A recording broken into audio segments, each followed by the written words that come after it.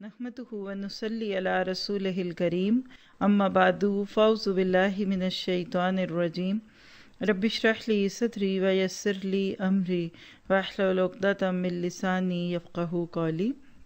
अल्लाह सुब्हाना तआला ने हम सब को मुसलमान बनाया और अल्लाह ताला का ये हम पर एहसान है कि उसने हमें मुसलमान बनाकर ऐसे ही छोड़ नहीं दिया। उसने हमें ज़िंदगी गुजारने के एक एक मरहले के ऊपर हमारी रहनुमाई भी फरमाई। साल के 12 महीने हैं। अल्लाह सुब्हाना ताला सूरत तौबा में फरमाते हैं आयत 36, आऊज़ु बिल्लाहि मिनश शैतानिर रजीम इन्ना इद्दतश शुहूर इंदल्लाहि इस्ना अशर शहरन फ़ी किताबिल्लाहि यौम खलक़स समावाति वल अर्द मिन्हा अर्बअतुन हुरुम। अल्लाह ताला के नज़दीक महीने गिनती में 12 हैं, यानी इस रोज़ से कि इसने आसमानों और ज़मीन को पैदा किया। अल्लाह ताला की किताब में बरस के यानी साल के 12 महीने लिखे हुए हैं और इनमें से 4 महीने हुर्मत वाले हैं। तो शरीयत इस्लामिया में इस्लामी कैलेंडर का आगाज़ मुहर्रमुल हराम के महीने से होता है। लफ्ज़ मुहर्रम अगर आप खोल कर देखना चाहे तो हा रा मीम से है, हर्रम युहर्रिमु तहरीम है। तो मुहर्रम का लफ्ज़ अपनी प्रोनाउंसिएशन के दुरुस्त अंदाज में अगर देखें तो इसके मानी होते हैं ममनू। देखिए, एक होता है मुहर्रिम, एक होता है महरम, एक होता है महरिम, सारे ही अरबी में इस्तेमाल होते हैं। अफसोस ये है कि हम अपने अरब को दुरुस्त नहीं करते। बाज़ दफ़ा मैंने देखा है लोग मुहरिम लफ्ज़ यानी जो शख्स एहराम की हालत में हो उसको मुहरिम कहते हैं, उसके लिए भी लफ्ज़ कुछ और बोल रहे होते हैं। तो यहाँ लफ्ज़ के मुहर्रम, ठीक है। तो फिर ये मफ़ूल का वज़न है ममनू के मानों में, मुक़द्दस, हराम किया गया, अज़मत वाला और लायक एहतराम, ठीक है। तो मुहर्रमुल हराम वो महीना जो मुक़द्दस है, जिसमें कुछ चीज़ें ममनू हैं, जो हराम किया गया, जो अज़मत वाला है, जो लायक एहतराम है। तो शरीयत इस्लामिया में मुहर्रमुल हराम की अहमियत के कई पहलू हैं। पहली बात यह कि इन 4 महीनों में से एक है जिनके बारे में अल्लाह ताला ने फरमा दिया कि हुर्मत वाले महीने, मिन्हा अरबातुन हुरुम। अल्लाह के नबी सल्लल्लाहु अलैहि वसल्लम ने फरमाया कि ये 4 महीने हुर्मत वाले हैं। ज़िलक़ादा या जिसको आप ज़ुल्क़ादा भी कह सकते हैं, ज़ुल्हज या ज़िलहज, और मुहर्रम और रजब। ये सही बुखारी की रिवायत है। और अगर आप इसमें देखें तो ज़िलक़ाद, ज़िलहज और मुहर्रम ये 3 मुस्तकिल महीने हैं, रजब अलग है। तो गोया के मुहर्रम की एक और शान नोट कर लीजिएगा कि मुस्तकिल इसके पीछे 2 हुर्मत वाले महीने हैं, ये तीसरा महीना है। तो फिर तो वाकई इसकी हुर्मत की आदत हो चुकी होगी इंसान को, अगर वो पहले 2 महीनों में एहतराम कर चुका हो। तो हुर्मत वाला महीना होने से मुराद क्या है कि इस महीने में एहतराम किया जाए। इस्लाम से कबल भी अहले मक्का पहले 3 महीनों में हज और चौथे में उम्रा करते थे। इसलिए इन महीनों में जंगो जदल बंद कर दी जाती थी और अमन की ज़मानत होती थी। याद रखिए कि ये सारी तरतीब जो है ना, ये शुरू से है। लेकिन नबी सल्लल्लाहु अलैहि वसल्लम की आमद जिन सालों में हुई, उस वक्त अरब के हालात इतने ख़राब हो चुके थे कि हर तरफ चोर चकारी और इस तरह की राहज़नी थी कि लोग अपने माल को और जान को महफूज नहीं समझते थे। तो ये जो 3 महीने हैं मुस्तकिल, ज़िलक़ाद, ज़िलहज और मुहर्रम, इन महीनों में अमूमन हाजी अपने घरों से निकलते थे, हज के लिए सफ़र करते थे और वापस जाते थे। तो लिहाजा हाजियों के एहतराम में ये लोग चोरी चकारी नहीं करते थे, रास्तों में काफ़िलों को नहीं लूटते थे।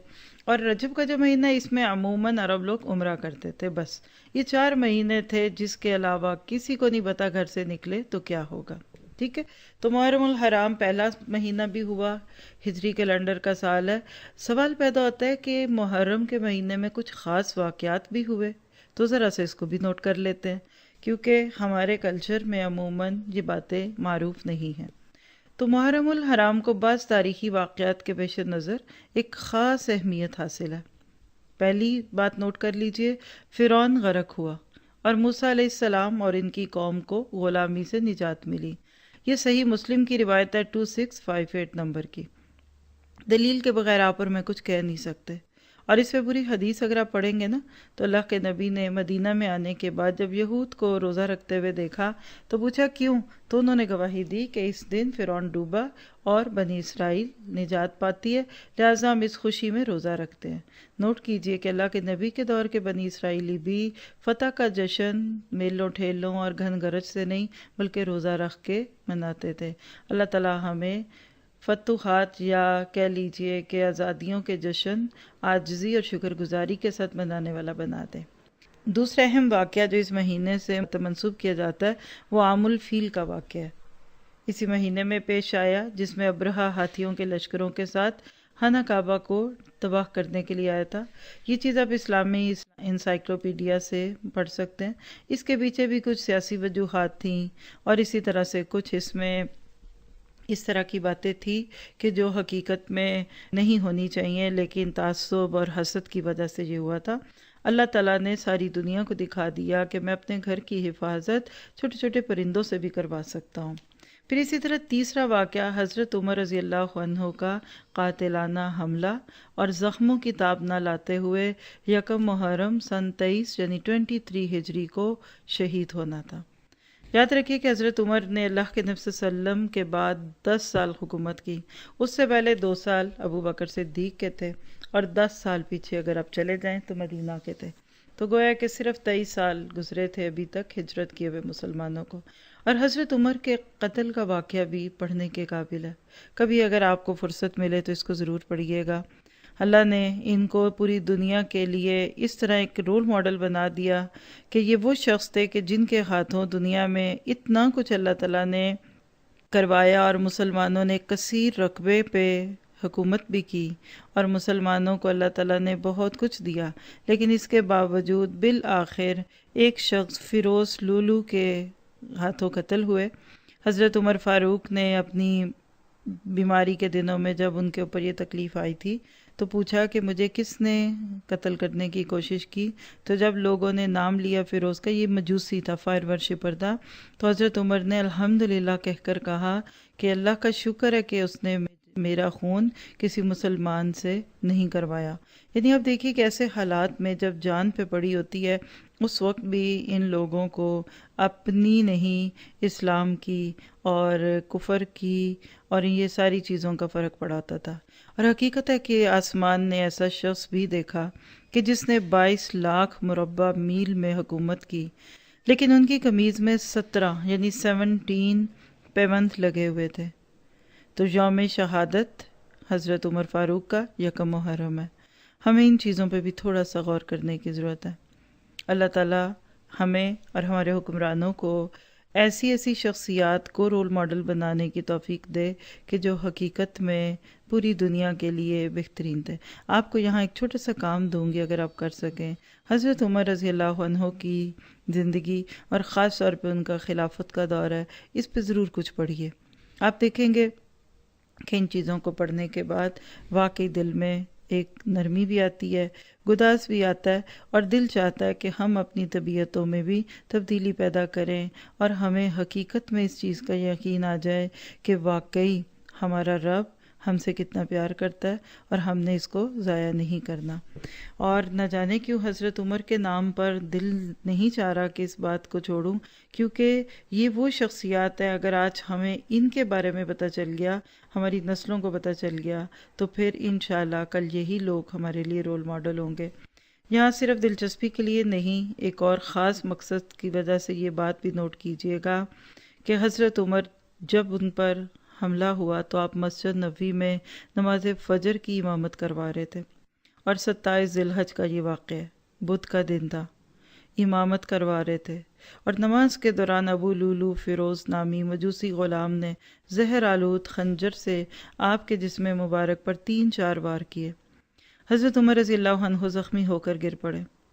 حضرت عبد الرحمن بن عوف نے نماز پڑھائی۔ بدبخت قاتل نے مسجد سے بھاگتے ہوئے تقریباً 13 مسلمانوں پر وار کیا، جن میں سے 7 شہید ہو گئے۔ آپ کو بے ہوشی کی حالت میں گھر لایا گیا۔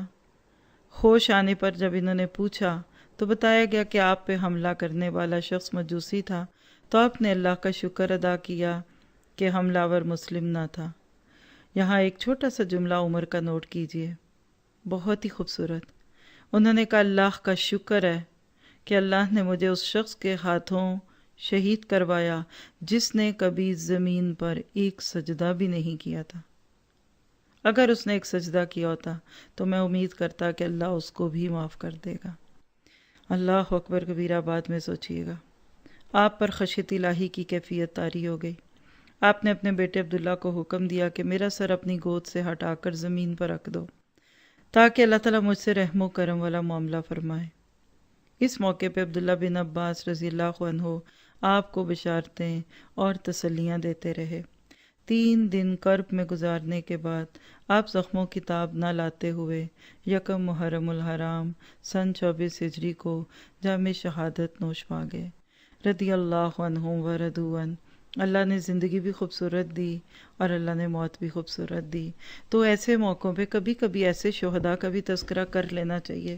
قدرے ڈیٹیل سے یہ واقعہ بتانے کا ایک یہ بھی مقصد تھا کہ جب کربلا کے نام پر یا کچھ اور واقعات کو بیان کرتے وقت محرم کی محفلوں میں باقی شہداء کا تذکرہ کیا جاتا ہے جو کسی اور جنگ میں تھے، تو پھر اس وقت ہمیں اور ہمارے بچوں کو حضرت عمر کی شہادت اور آگے جا کے کبھی حضرت عثمان کی شہادت کا بھی تذکرہ کرنا چاہیے تاکہ وہ سب سے ایک جیسی محبت محسوس کریں۔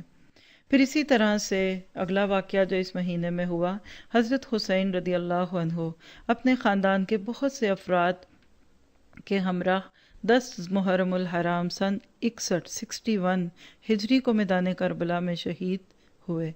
یہ ہے جس کی وجہ سے اس کو واقعہ کربلا کہتے ہیں۔ آپ دیکھیے کہ 61 میں یہ واقعہ ہوا۔ حضرت عمر 23 ہجری میں پاتے ہیں وفات۔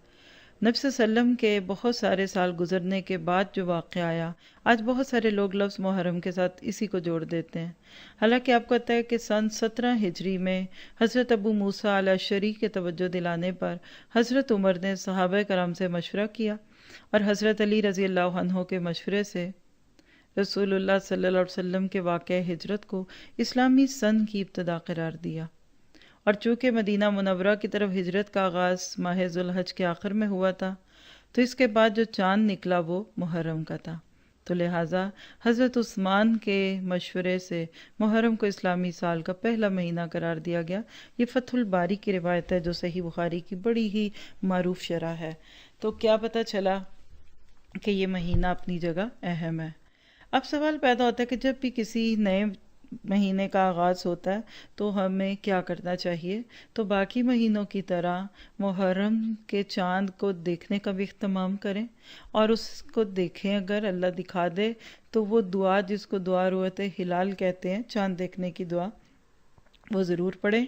اب آپ کہیں گے اگر شروع ہو گیا تو کوئی بات نہیں، اگلے مہینے کا چاند جب آئے گا سفر کا تو اس کے ساتھ بھی یہی اہتمام کیجئے، اور اس دعا کو دہرا لیتے ہیں۔ میں پڑھتی ہوں، میرے ساتھ دہرائیے گا۔ اللہم احلہ علینا بالیمن والایمان والسلامۃ والاسلام والتوفیق لما تحب وترضى ربی وربک اللہ۔ اس کا ترجمہ کیا ہے کہ اللہ ہم کو آپ امن و امان اور اسلام کا چاند دکھائیے۔ پھر انسان چاند کو مخاطب کر کے کہتا ہے کہ اے چاند، میرا رب اور تیرا رب اللہ ہی ہے۔ یعنی جو ایک مشرکانہ سوچ تھی، کچھ لوگ چاند سورج کے بھی سجدے کرنے والے تھے، ان کو سجدہ کرتے تھے، تو ان کو بتایا جا رہا ہے کہ ان کو سجدہ نہیں کرو، ان کے رب کو سجدہ کرو۔ تو یہ روایت جو ہم نے پڑھی ہے یہ سنن ترمذی کی ہے 3451 اور 1812 کی، صحیح ترمذی کی یہ روایت ہے۔ تو چاند دیکھنے کی اس دعا کو بھی یاد کرنا اور بچوں سے شیئر کرنا انشاءاللہ فائدہ دے گا۔ اب آگے آخر میں ایک سوال پیدا ہوتا ہے کہ محرم کا پیغام کیا ہے؟ محرم ہم سے کیا چاہتا ہے؟ تو یاد رکھیے کہ اس مقدس مہینے کی جو دوسری اہمیت کہ یہ اسلامی کیلنڈر کا پہلا مہینہ ہے، نئے سال کی ابتدا کرتے ہوئے اس مہینے کے آغاز میں خوشی اور مبارک سلامت کے جذبات کا اظہار ایک فطری امر ہے۔ चुनांचे इस महीने का ये हक है कि इसे नई उमंगों, भरपूर उम्मीदों, ताज़ा वलवलों और पुरखुलूस दुआओं के साथ शुरू किया जाए। आप देखिए, साल तो आते हैं अल्लाह के हुक्म से और गुजर जाते हैं, मगर इस वक्त को इंसान ने किस तरह और किन हालात में गुजारा वो बाकी रह जाएगा। चुनांचे आने वाला मुहर्रम, या जो गुजर रहा है या आ चुका, ये हमें पैगाम देता है कि हम अपनी ज़िंदगी को मुफीद बनाएं। ये है असल में नोट करने की बातें। बामकसद बनाएं, सही कामों में इस वक्त को इस्तेमाल करें और अच्छे अमाल के ज़रिए इन घड़ियों को अपने हक में हुज्जत बनाएं, ताकि कल आने वाले वक्त में कामयाबी नसीब हो और इंसान मायूसी और महरूमी से बच जाए। ज़िंदगी गुजारने का नया ढंग सीखना है। चूँकि मुहर्रम नए साल का आगाज़ भी है, जिसको लोग न्यू ईयर कहते हैं, साल नौ कहते हैं, और इससे नया साल शुरू हो रहा है, तो क्या किया जाए? पहली बात है, एक नए अज़्म और जज्बे से साल का आगाज़ किया जाए। इसके लिए ज़हनी और अमली तैयारी भी की जाए। कैसे? मसलन अल्लाह ताला के साथ अपने ताल्लुक़ को मज़बूत करना है। लिखिए, इस साल में मेरा हदफ, मेरा गोल क्या है कि मैंने हर दिन अल्लाह ताला से अपने ताल्लुक़ को मज़बूत करने की कोशिश करनी है। फिर दूसरी बात है कि इबादत को शौक़ और रग़बत से अदा करने की कोशिश करना। इबादत तो हम कर ही लेते हैं, अदायगी तो हो ही जाती है, लेकिन कहाँ है शौक़ और कहाँ है रग़बत? कहाँ है वो मोहब्बत के सजदे और कहाँ है वो प्यार और इखलास के सजदे और शुक्र के सजदे? तो लिहाजा इंशाअल्लाह अपनी इबादत में शौक़ का रंग डालना है। तीसरा हदफ, वालिदैन की खिदमत और रिश्तेदारों के हकूक़ की अदायगी में बेहतरी लाना। इसको आप कह लीजिए कि रिलेशन मैनेजमेंट सीखनी है। आज ये चीज़ बहुत कमज़ोर होती जा रही है। चंद दिन पहले डेनमार्क ट्रिप के दौरान यंग बच्चियों के साथ एक छोटा सा सेशन था, वो किया जिसका नाम ही रिलेशन मैनेजमेंट था। बहुत सारे आज के वो मसाइल जिसका हमारी यंग नस्ल शिकार है, मसलन लोगों की मौजूदगी में भी सेल फ़ोन से खेलते रहना, माँ बाप के साथ कहीं जाने को तैयार नहीं, शादी में दिल नहीं लग रहा क्यों घर पे ठीक है, और अपने ही खिसार में बंद होना। ये उसका मेन टॉपिक था। मौका मिला तो ज़रूर सुनिए, क्योंकि उससे हम सब को अपने रिश्तेदारों के साथ ताल्लुक़ निभाने में मदद मिलेगी इंशाल्लाह। फिर अगली बात जो आपकी मेरी ख़ास तौर पे प्रायोरिटी होनी चाहिए, अपने घर वालों यानी अहले खाना और बच्चों की तरबियत की तवज्जो देना। आप देखिए कि कुरान से ताल्लुक़ मज़बूत होता गया ना।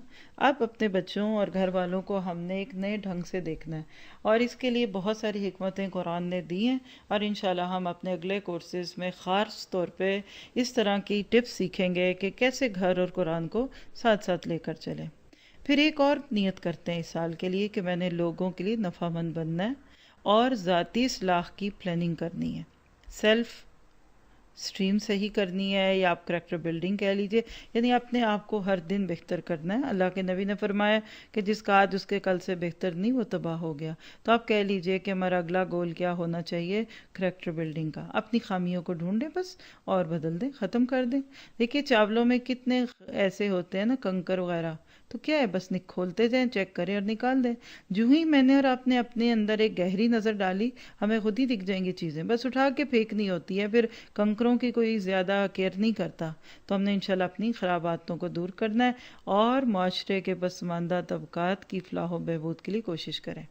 यानी आज इस माशरे में जो कुछ है वो हम सबको देखना है कि हम इसमें अपना हिस्सा कहाँ लाते हैं। ये तो थी चंद चीज़ें हदफ की। अब हम एक सवाल करते हैं ख़ुद से, क्योंकि इससे पीछे वाले महीने में तो माशाल्लाह बहुत सारे रोज़े थे कि अशरा ज़ुल्हज्जा में इवन आप पहले 9 दिन भी रोज़े रख लें तो बहुत ही अजर की बात थी। तो क्या मुहर्रम के महीने में भी कोई रोज़ा है? तो बिल्कुल है। इसको आशूरे का रोज़ा कहते हैं। आशूरा अशरा से है। आमतौर पे 10 को रखा जाता है, लेकिन क्या है, नोट कीजिएगा, मुहर्रम की 10वीं तारीख को आशूरा कहा जाता है। ये दिन अल्लाह ताला की खसूसी रहमत और बरकत का हामिल है। हज़रत आयशा सिद्दीक़ा रज़ी अल्लाह तआला अन्हा से रिवायत है, अयाम जाहिलियत में कुरैश आशूरे के दिन रोज़ा रखते थे, और रसूलुल्लाह सल्लल्लाहु अलैहि वसल्लम भी।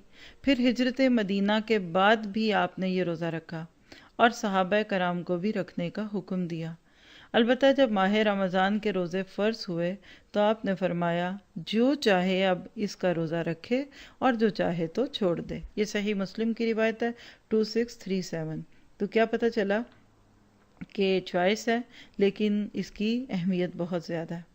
ابو قتادہ رحمہ اللہ کہتے ہیں رسول اللہ صلی اللہ علیہ وسلم نے فرمایا سیام یوم عاشورہ احتسب علی اللہ ان یکفر السنۃ التی قبلہ۔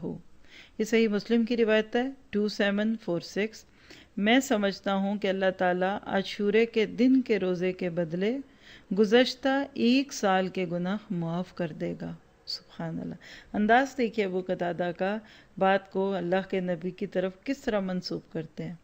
یہ نہیں کہا کہ فرض ہے، سنت ہے، اللہ نے کہا میں سمجھتا ہوں، تو یہ اللہ کے نبی کہیں تو یہ بھی دین ہے۔ پھر اسی طرح ابو قتادہ ہی سے ایک اور روایت ہے سئل عن صوم یوم عاشوراء فقال یکفر سنۃ الماضیہ، صحیح مسلم 2747۔ عاشورے کے دن کے روزے کے بارے میں پوچھا گیا تو آپ نے فرمایا یہ پچھلے 1 سال کے گناہوں کا کفارہ ہے۔ تو کیا پتہ چلا، ذرا سوچتے ہیں، چند سیکنڈ دوں۔ کوئی گناہ یاد کیجئے جو پچھلے اس سال میں سرزد ہوا۔ میں کہوں گی کوئی ایک، آپ یہ کہیں کون سا چھوڑیں اور کون سا رکھیں۔ تو کیا اگر 1 دن کے روزے سے پورے سال کے گناہ معاف ہو رہے ہیں تو کوئی نقصان کا سودا ہے؟ اور عبادت میں تو کبھی بھی نقصان نہیں ہوتا، تو لہٰذا اس کی کوشش کرنی ہے۔ پھر ابن عباس رضی اللہ عنہ سے روایت ہے کہ جب نبی صلی اللہ علیہ وسلم مدینہ منورہ تشریف لائے تو یہود کو یوم عاشورہ کا روزہ رکھتے دیکھتے، تو پوچھا تم اس دن روزہ کیوں رکھتے ہو؟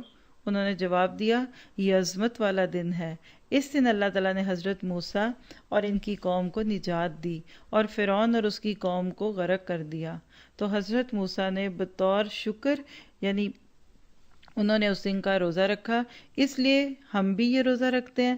آپ نے فرمایا موسیٰ سے تمہاری نسبت ہم زیادہ قریب ہیں، اس لیے پھر آپ نے خود بھی روزہ رکھا اور صحابہ کرام رضی اللہ عنہم کو بھی اسی کا حکم دیا۔ یہ صحیح مسلم کی روایت ہے 2658 نمبر کی۔ تو اس سے کیا پتہ چلتا ہے کہ یہ بھی حقیقت میں ایک خوبصورت دن ہے۔ اور یہاں دیکھیے ایک ہی دن ہے، کسی قوم کی نجات ہے تو کسی قوم کی تباہی ہے۔ اصل میں یہی قیامت کے دن ہوگا۔ قیامت کا دن کچھ لوگوں کے لیے تو خوشیوں کا دن ہے، کچھ کے لیے غم کا، جیسے ریزلٹ کا ڈے ایک ہی ہوتا ہے، لیکن فرسٹ آنے والوں کے لیے مبارکیاں اور خوشخبریاں اور فیل ہونے والوں کے لیے حسرتیں۔ یہاں چند سیکنڈ کے لیے سوچئے میرا ڈے آف ججمنٹ کیسا گزرے گا۔ اللہ تعالیٰ آپ کو مجھے ابھی سے اس کی فکر لگا دے۔ اب سوال پیدا ہوتا ہے کہ یہ روزہ جو یہود رکھتے تھے تو کیا ہم رکھ سکتے ہیں؟ تو یاد رکھیے کہ روزے میں یہود کی مشابہت سے بچنے کا حکم دیا گیا۔ اس کے لیے آپ نے 10 کے ساتھ 9 محرم کے روزے کو ملانے کی خواہش کا اظہار کیا۔ عبداللہ بن عباس رضی اللہ عنہ سے روایت ہے کہ رسول اللہ صلی اللہ علیہ وسلم نے عاشورے کا روزہ رکھا اور لوگوں کو بھی اس کے رکھنے کا حکم دیا، تو لوگوں نے کہا کہ اللہ کے رسول یہ وہ دن ہے جس کی یہود و نصارہ عزت کرتے ہیں۔ آپ نے فرمایا اگر اللہ نے چاہا تو ہم 9 تاریخ کا روزہ بھی رکھیں گے، صحیح مسلم کی روایت 2666۔ لیکن اگلا محرم آنے سے قبل ہی آپ کی وفات ہو گئی، چنانچہ 10 محرم کے ساتھ 9 محرم کا روزہ رکھنا افضل ہے۔ کسی وجہ سے 9 محرم کا روزہ نہ رکھ سکیں تو 11 محرم کا ساتھ ملا سکتے ہیں، ویسے کوشش 9 کی کریں، ٹھیک ہے؟ کیا پتہ چلا، ذرا سا نوٹ کیجئے جو اصل نقطہ ہے، کیا کہ غیر مسلم اقوام کے ساتھ ادنا سی مشابہت سے بھی بچنا چاہیے، خواہ وہ عبادات میں ہو یا عقائد میں ہو، عادات و اطوار میں ہو یا رسم و رواج میں ہو۔ آج ہمارا حال کیا ہوگا یہ ہم سب خود دیکھیں گے۔ حضرت عبداللہ بن عمر رضی اللہ عنہ سے روایت ہے رسول اللہ صلی اللہ علیہ وسلم نے فرمایا من تشبہ بقوم فہو منہم، یہ سنن نبی داؤد کی روایت ہے، جس نے کسی قوم کی مشابہت اختیار کی وہ انہی میں سے ہے۔ تو اللہ تعالیٰ ہمیں تشبیہ سے بچا لے۔ تو یہ تھی چند باتیں جو محرم سے متعلق تھیں۔ اب ایک چھوٹی سی بات کہ محرم اور کربلا کا کیا تعلق ہے، تو نوٹ کیجئے گا کہ واقعہ کربلا وفات النبی صلی اللہ علیہ وسلم سے 50 سال بعد محرم 61 یعنی 61 ہجری میں پیش آیا، جبکہ سنت نبوی مکمل ہو چکی تھی۔ لہٰذا آج اگر واقعہ کربلا کے حوالے سے کوئی اعمال اور افعال ثواب اور نیکی سمجھ کر انجام دیے جاتے ہیں تو وہ کسی بھی درجے میں سنت میں نہیں آ سکتے، کیونکہ سنت تو پوری ہو چکی تھی۔ تو جب سنت نہیں تو قبولیت کہاں ہوگی بارگاہ الہی میں؟ تو اضافہ ہی ہوا یا بدعت ہوئی۔ تو ہمیشہ یاد رکھیے کام وہ کرنا ہے جو اللہ اور اس کے رسول نے کیا۔ آپ اور میں آج کیا کریں؟ محرم کی حرمت کا خیال رکھیں، کیونکہ کچھ فسادات اور ایسے جھگڑے ہر سال سننے میں آتے ہیں، تو یاد رکھیے کہ دین اسلام امن اور پیس والا دین ہے، تو محرم الحرام کی حرمت کا خیال رکھنا چاہیے۔ قرآن پاک میں اللہ تعالیٰ نے جہاں حرمت کے مہینوں کا ذکر کیا وہاں ساتھ ہی فرمایا فَلَا تُظْلِمُوا فِيهِنَّ أَنفُسَكُمْ، سورۃ توبہ 36 ہے، پس ان مہینوں میں اپنے اوپر ظلم نہ کرو، یعنی کوئی ایسا کام نہ کرو جو اللہ تعالیٰ کی ناراضگی اور اس کی نافرمانی کا ہو۔ گناہ، بدعات اور منکرات سے بھی کام نہیں کرنے چاہیے۔ اسی طرح محرم حرمت والے مہینوں میں سے ایک ہے، تو لہٰذا چاہیے کہ ہر اس کام سے بچیں جو کسی بھی طرح اس کی حرمت کو پامال کرے، مثلا ہر قسم کے جھگڑے سے بچنا، فتنہ و فساد سے اپنے آپ کو دور رکھنا، اپنے بھائیوں کی جان، مال اور عزت کی حرمت کا خیال رکھنا۔